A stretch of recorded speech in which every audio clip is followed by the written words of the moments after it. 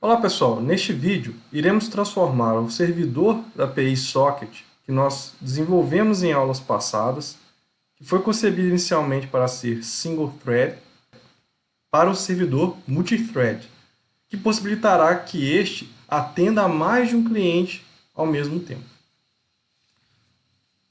Bom, o código do servidor que nós tínhamos desenvolvido nos últimos vídeos, ele foi criado para ser um servidor que implementa o serviço de calculadora remota, onde um cliente envia as operações e ele realiza as operações e devolve a resposta. Bom, vamos executar esse aplicativo para nós vermos o que acontece quando dois clientes tentam se conectar ao mesmo tempo. Então nós vamos aqui criar um servidor iniciado em localhost na porta 9000. Nós vamos agora lá no software do cliente e ao invés de executar aqui com o run, com aquele símbolozinho de run, nós vamos criar um terminal e vamos digitar manualmente python main.py. Pronto, realizada a conexão de um primeiro cliente, e eu posso aqui realizar as operações. Agora imagine que eu queira criar um novo cliente, ou seja, um segundo cliente vai tentar agora se conectar àquele servidor. Como é que a gente faz isso? Vou criar um outro processo agora. Vou aqui clicar em New Terminal, no símbolozinho de mais, vai abrir um novo terminal e eu vou digitar a mesma coisa, python main.py. Veja que aqui a conexão foi realizada com sucesso. Por quê? Porque o cliente identificou que existe um serviço sendo executado lá na porta 9000. No entanto, se eu realizar aqui a operação, o que vai acontecer? A resposta ela não foi entregue. Enquanto que no outro processo, eu posso fazer quantas operações eu quiser. O que aconteceu aqui? Aqui foi identificada a conexão realizada com sucesso e esse cliente está numa fila de espera para ser atendido lá pelo nosso servidor single thread. Por que isso acontece? Se nós voltarmos aqui ao código do servidor, nós veremos que aqui no método start, no loop principal, ele aceita a conexão de um cliente e depois ele atende aquele cliente. Enquanto esse cliente não encerrar as operações, o novo cliente não conseguirá acessar o serviço de calculadora remota. Tá certo? Veja que aqui o servidor está atendendo as requisições desse cliente caracterizado pela porta 52132, que é a primeira calculadora remota, e o segundo ainda não foi identificado pela aplicação. Tá certo? Se por acaso eu sair aqui do primeiro cliente, o que vai acontecer? Automaticamente o segundo cliente passa a ser atendido. Vamos conferir lá no servidor? Veja que aqui o servidor se desconectou do cliente 52132, ele passou a atender agora o cliente 52138. Então agora aquele segundo cliente passa a receber as respostas do servidor. Mas como que a gente poderia fazer para ambos os clientes serem atendidos simultaneamente?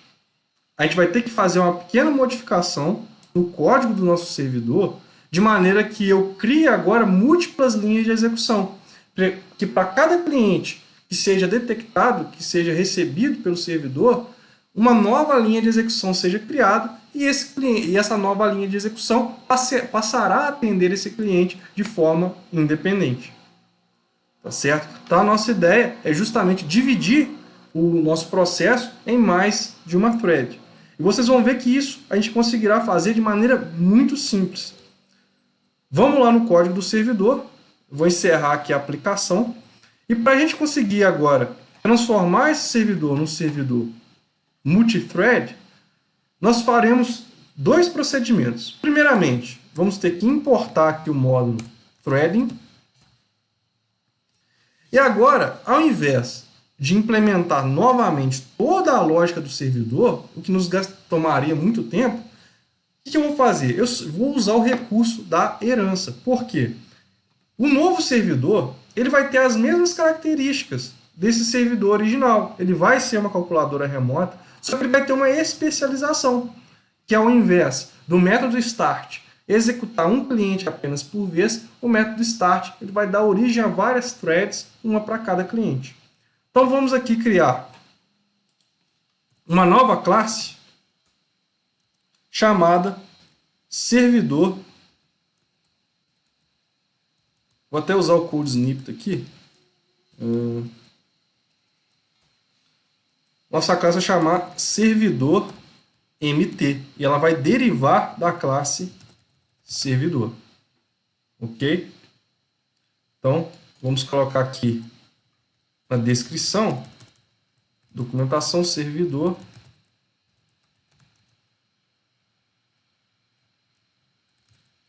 classe, né? Servidor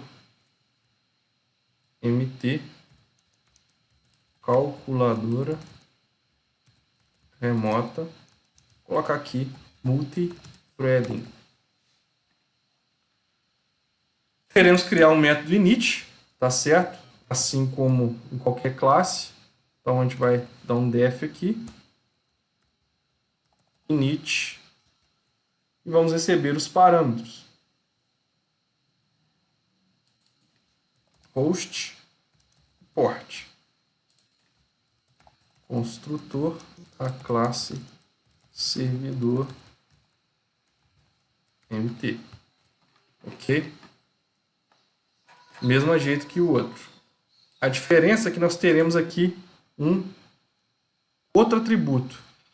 Para inicializar a porta, nós vamos utilizar a palavra-chave super, né, para invocar o servidor,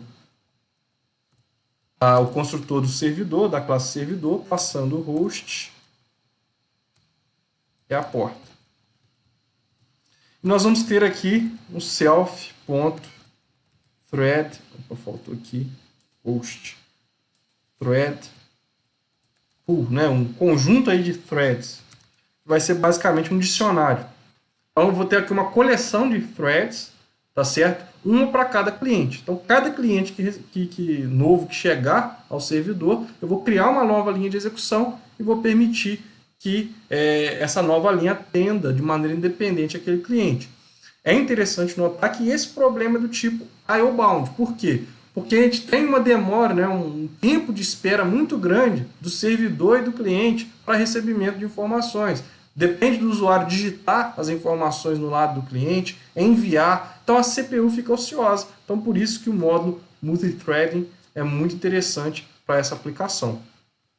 Então implementada aqui a nossa classe, o nosso método init, e a diferença toda, pessoal, vai estar aqui no método start. Tá? Eu vou até copiá-lo aqui. Vai ter algumas diferenças, mas eu vou aproveitar para ganhar um tempo, né? Ele vai ter uma estrutura similar. Então o método start vai iniciar a execução do serviço. Eu tenho o endpoint, o TCP bind e o listen, continua do mesmo jeito. Só que a diferença vai estar aqui, ó. Eu vou adicionar duas linhas de comando. Quais serão elas? Eu vou criar aqui, receber um novo cliente. Eu vou criar uma nova thread. Então servidor thread pool, né, o self thread pool, vai receber aqui threading, thread, criar uma nova linha de execução. Eu tenho que passar qual é o método, target, vai ser o self.service, ou seja, eu vou estar utilizando aqui o método service. Então, para cada linha de execução, veja bem, cada linha de execução nova, eu vou executar esse método service, que faz parte, aqui faltou um underline, né? Faz parte da classe servidor MT, né? Porque ela é uma classe derivada da classe servidor, então a classe servidor MT possui o método self.service. Então, para cada cliente, eu vou executar esse método self.service e eu vou passar aqui como argumentos justamente a conexão do cliente. Então vejam, criei aqui, em vez de utilizar aqui o self.service, igual no servidor original, o que eu vou fazer? Eu vou remover essa instrução e vou fazer com que agora esse método service não seja executado de maneira sequencial aqui dentro do nosso método start. E sim, vai ser executado em uma thread de maneira paralela, né, de maneira simultânea. Então eu vou conseguir atender vários clientes. Aqui faltou indentação.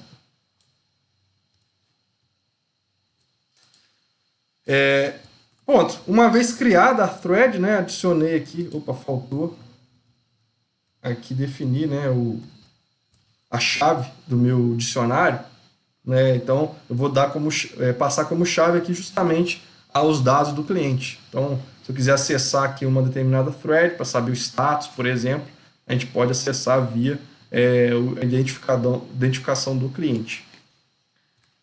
E agora, uma vez construído o meu objeto, basta eu fazer